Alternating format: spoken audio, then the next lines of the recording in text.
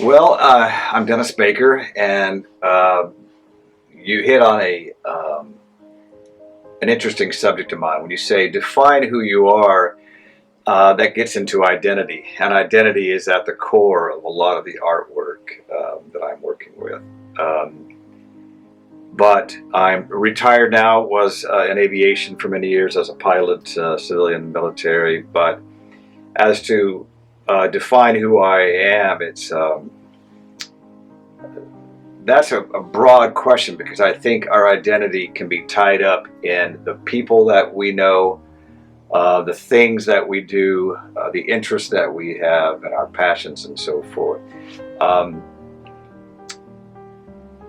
Here lately, since retirement in 2020, I've been working on a passion of mine of bringing together the public with the artists and creating a greater, stronger ties between the artists and the public here in the Tri-Valley. There's so much that creativity has to offer, both the process and in the viewing of, what's the finished product, that it's important, I think, for an individual's health and the health of society to have a strong, creative, intellectual type of community within. I work in, the medium is oils. Today we're looking at essentially watercolor on plaster, which is fresco. But I've toyed around with a lot of different mediums. And I think in your process of becoming the term artist, you explore a lot of different things, from the basics of drawing to the fundamentals of sketching and watercolors, and moving from some realism into the abstraction later on. And I have moved away from super representational art. This is an exception to that. I don't normally paint extremely representational, and this is not even that. This is fairly loose still, and I try to keep things kind of loose. Along with that concept of identity, the art that I am painting these days is specific to the concept of showing how our identities are made up of many things. We are a multitude of things. The people that we know, things that we do, our passions, our interests, the things that we read about. We are a combination of many different things in life, and I like to show that in artwork in different ways. So, for example, I've done a series. I continue to work on a series where I bring in the idea that a musician is working so intently with an instrument. Call it, let's say I have a piece with a cello, a piece with an upright bass. When a musician spends a tremendous amount of time with that instrument for years, developing their skill set and performing, I believe over a period of time, one's sense of identity can be joined with this object that is other than themselves. In this case, a cello. There's a young woman playing a cello was a subject to one of my pieces.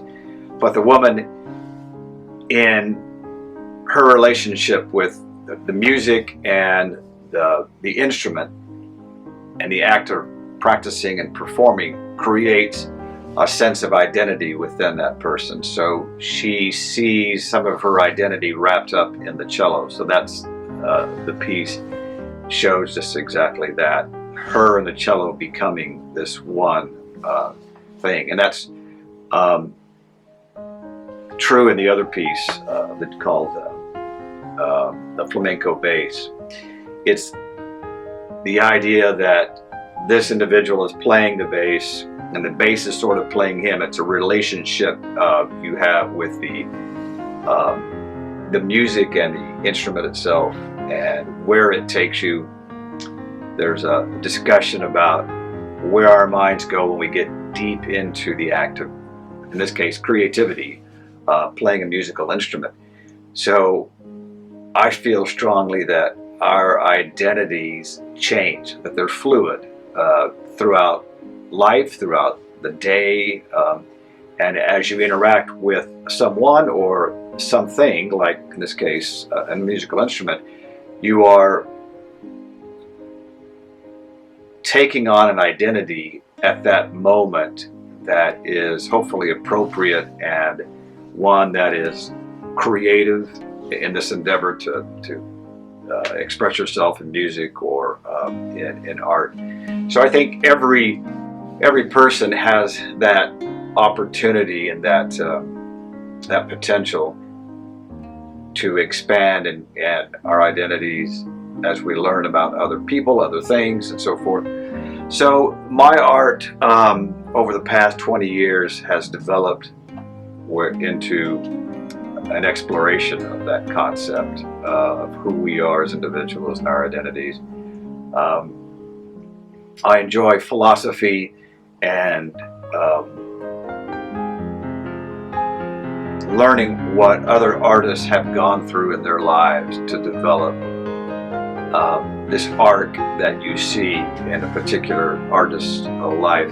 The development of their work is fun to see. And I see that arc in myself, where you start off early in your career doing the things that every artist does, drawing and learning basic skills, and then you sort of dabble in the methods and the techniques of many other artists and copy other artists. For example, in the studio, I'll work from photographs. For example, working on this piece, I enjoy coming up with abstract art that requires a lot of conceptual development of taking, let's say,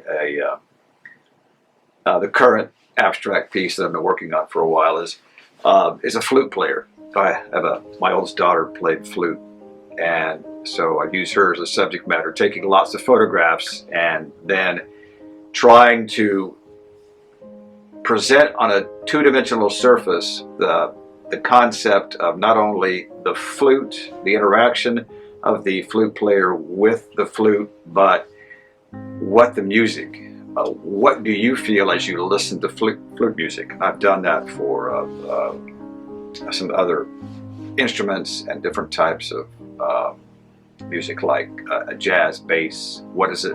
What is the look of an upright bass? What is the sound of listening to jazz music being performed by perhaps a quartet, in this case specifically the upright bass? So it's that feel, the look and feel of listening to music, and how one tries to portray that on a two-dimensional surface. So one of the other current works is just that.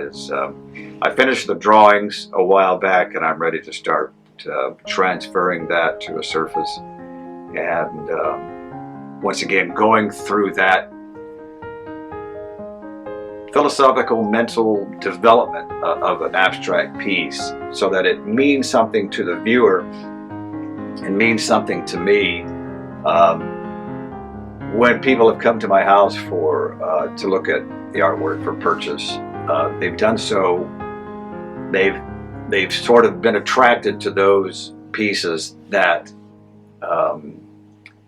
let's say, I've had a couple of upright bass players, for example, that have been attracted to that instrument and can kind of get a sense of what I'm trying to portray, the feeling of playing the bass, and how you transfer those feelings to a two-dimensional surface to make it meaningful for someone is challenging. So it's a great process, somewhat long and drawn out over a period of many months as you plunge into a new work of that kind. But it's very rewarding, very challenging. But so my art education began like I think most exploration into creativity, there's the sense of wonder or curiosity about a particular subject. In my case, it was, most of us doodle and draw when we're young. And anyway, around 20, a little over 20 years ago, I started picking up some, I think we had charcoal around the house and some pastels, and one thing led to another. And I began doing pastel portraits on paper, then on sanded paper, and that was before much development of YouTube videos and things for learning to draw. So I took a few workshops after, a fairly long period of kind of going through a self-learning, self-teaching process. And you get to a point where you say, I really would like some more professional instruction. So you travel and take workshops, did that in pastels for a few years. And then after about 9 or 10 years of doing that, switched over to oils. And so my education has been a combination of reading from books, watching YouTube videos, taking workshops, and learning with local teachers. We're blessed here in this area to have just a wealth of not only artists, but those who love to teach. And we have a wonderful professional artist here in Livermore named Angela Johal, who taught me the fundamentals of oil painting.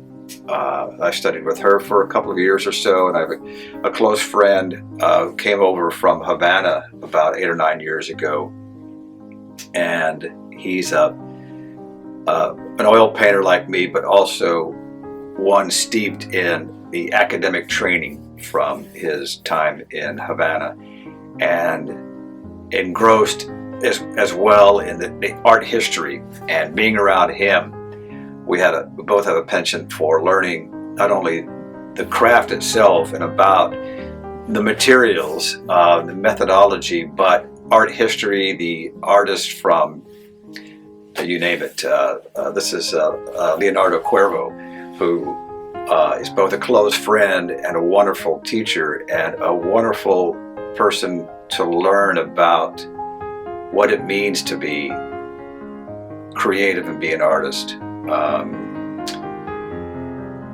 He paints extremely realistically, almost photorealism, but has the ability to branch out and do many things. He started out as engraving. So to see the arc of his life and how he has explored both the history of art and artists, it gives you a full sense of being involved in a little bit of history yourself, to see how our other artists have explored their own creative side and how they took risks, how they dealt with, for example, in Van Gogh's case, how they dealt with mental illness, and how the art helped him express and deal with things. So art education for me has been an exploration not only in the act of creating art, but about art history. And you can't help but get into a creative pursuit like this and find it changing who you are, changing how you deal with the world, which is true of anything that you do in life, that you do deeply, intently. It's going to change who you are and how you interact with that process and others who are in that process. And that's to the better, I think. So I've been blessed to experience several wonderful artists coming through the Bay Area. Like I mentioned earlier, David Gray and David Casson and Juliet Aristides, just wonderful artists in their own right, but each having a passion to connect with people wherever they're at in their experience level. So for me, it's a journey that leads to an expansion of who you are and again, we get back to identity, and I identify now so closely with the act of creating and the act of taking risks in creativity. I experiment quite a bit with methods and tools, surfaces. This, for example, is a fresco, meaning it's Venetian plaster placed on a surface, and it's only wet for a certain period of time, like the Sistine Chapel with Michelangelo. You've got a certain amount of time before that plaster dries. Then, although you can paint on top of that, it won't. The pigment won't be embedded within the plaster as it dries.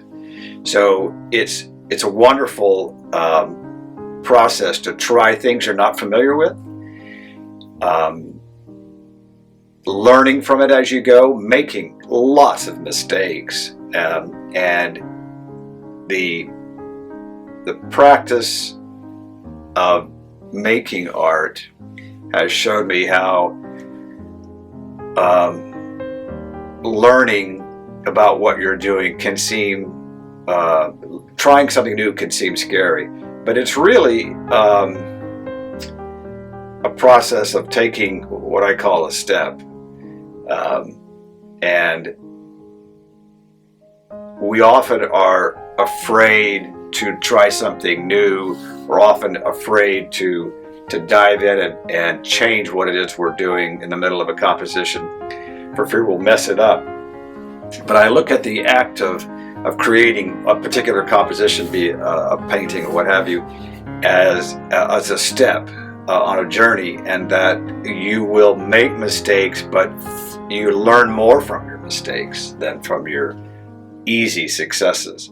So I'm pretty fearless when it comes to from creating something, doing something for the first time, like this. I'm learning a lot about the act of making a fresco, painting on plaster while it's wet and while it's dry, using different materials, looking up the history of it, learning how Diego Rivera and the Romans, anybody who made frescoes throughout the ages, what methods they employed. And so the act of art education is a lot like a lifelong pursuit of interacting with something that you're interested in, and not just trying to get better, but developing your skill set and learning new ways of approaching the methods that you find interesting.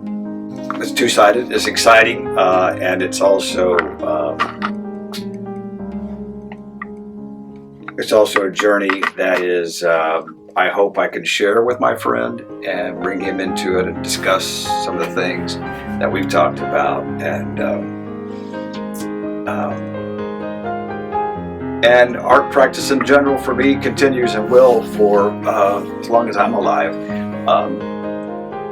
It's an important part of who I am and my identity now to find expression in art methods.